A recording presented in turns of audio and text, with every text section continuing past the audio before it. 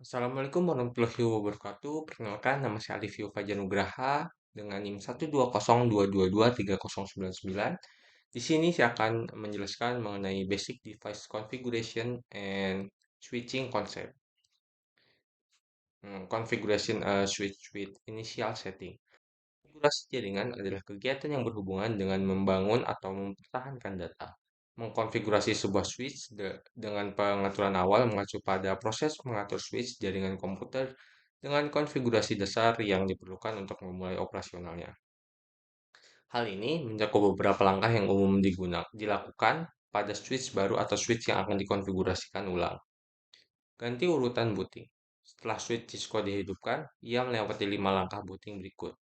Yang pertama, saklar memuat program Power On Self-Test atau POS yang disimpan dalam ROM. Pemeriksaan pasca subsistem CPU. Ini menguji CPU, DRAM, dan bagian perangkat flash yang membentuk sistem file flash. Selanjutnya, saklar eh, membuat perangkat lunak bootloader. Bootloader sendiri adalah program kecil yang disimpan dalam ROM yang dijalankan segera setelah POS berhasil diselesaikan. Selanjutnya, bootloader melakukan inisialisasi CPU tingkat rendah. Ini menginisialisasi register CPU yang mengontrol di mana memori fisik dipatenkan, jumlah memori, dan kecepatannya.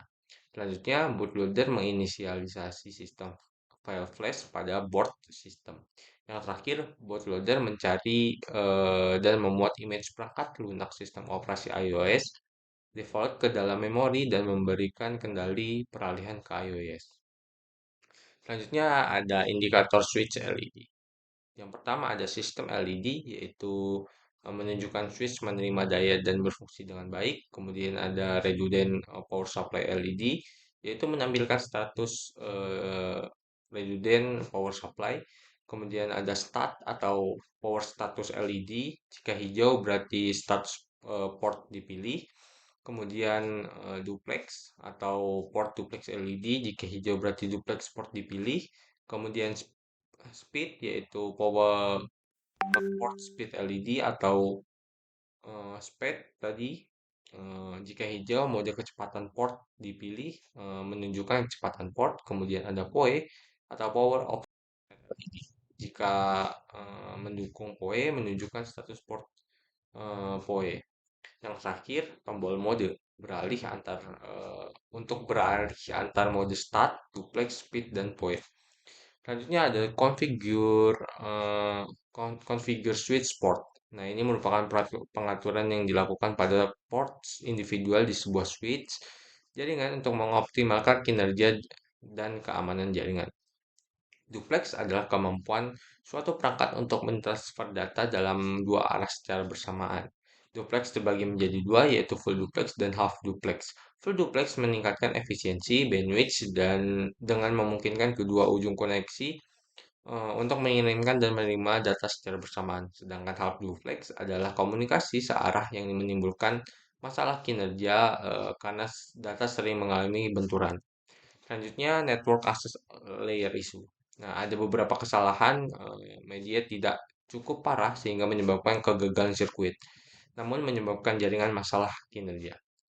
Yaitu contohnya seperti input error, eh, yaitu jumlah total kesalahan yang terjadi, kemudian runs, paket yang lebih kecil dan minimum dibuang, giants, paket yang lebih besar dibuang, RC, CRC, checksum dihitung dan diterima berbeda, output error, jumlah kesalahan transmisi akhir, collisions, jumlah pesan yang ditransmisi ulang karena benturan Ethernet, dan yang terakhir ada late collisions, yaitu tabrakan setelah 512 bit dan frame. Selanjutnya ada secure remote access, yaitu kemampuan untuk mengakses jaringan atau sumber daya jaringan dari lokasi jauh dengan cara yang aman dan terjamin. SSH adalah singkatan dari Secure Shell, yang merupakan protokol jaringan yang digunakan untuk menyediakan layanan komunikasi aman di lingkungan jaringan yang baik, yang tidak aman seperti internet. Sebelum mengkonfigurasi SSH, switch harus dikonfigurasikan dengan nama host unik dan pengaturan konektivitas jaringan. Langkah untuk mengkonfigurasi SSH yaitu yang pertama verifikasi dukungan SSH, kemudian konfigurasi domain IP, kemudian generate RSH key pair, kemudian konfigurasi autentikasi pengguna, yang kelima konfigurasi line VTA, dan yang terakhir mengaktifkan SSH versi 2. Basic basic routing configuration. Ada beberapa contoh basic routing configuration yaitu konfigurasi interface, konfigurasi hostname, konfigurasi default gateway, konfigurasi line VTA, dan konfigurasi password. Eh, ini merupakan contoh gambaran cara mengkonfigurasi eh, dan konfigurasi basic yang kita gunakan. Selanjutnya ada Verify Difficult Connected Networks. Proses ini memastikan bahwa router atau perangkat jaringan lainnya mengenali jaringan yang secara fisik terhubung ke antarmuka mereka. Ini merupakan langkah penting dalam konfigurasi jaringan dan memastikan bahwa perangkat dapat mengarahkan lalu lintas secara efektif dan dan dari jaringan yang terhubung. Ada beberapa verification yang digunakan seperti interface verification command, yaitu verifikasi antarmuka. Kemudian ada verifikasi interface status, yaitu ketika show IP interface brief dan show IP v6 interface brief menampilkan status antarmuka pada router.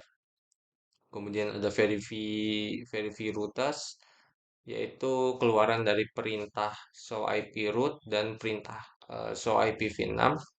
Rute mengungkapkan tiga entry jaringan yang terhubung langsung, entry jaringan, dan tiga entry antar muka host lokal, dan tiga entry antar muka root. Selanjutnya ada forwarding, yaitu di mana proses switch dalam jaringan mengirimkan paket data dari satu port ke port lainnya berdasarkan alamat MAC atau media access control yang bertujuan di dalam frame data yang diterimanya. Switch menggunakan perangkat lunak pada application specific circuit atau ASICs untuk membuat keputusan yang sangat cepat menggunakan dua metode, yaitu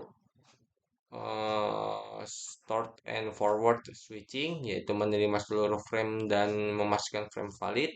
Yang kedua ada cut through switching, yaitu meneruskan frame segera setelah menentukan alamat MAC tujuan dari income frame dan port address. Kemudian ada switching domains. Nah, ini yang merujuk pada satu atau lebih segmen jaringan yang dipisahkan oleh switch atau serangkaian switch dalam jaringan. Setiap switch dianggap sebagai batas antar domain switching yang berbeda. Yaitu yang pertama ada collision domains, yaitu switch menghindari tabrakan data pada jalur full duplex.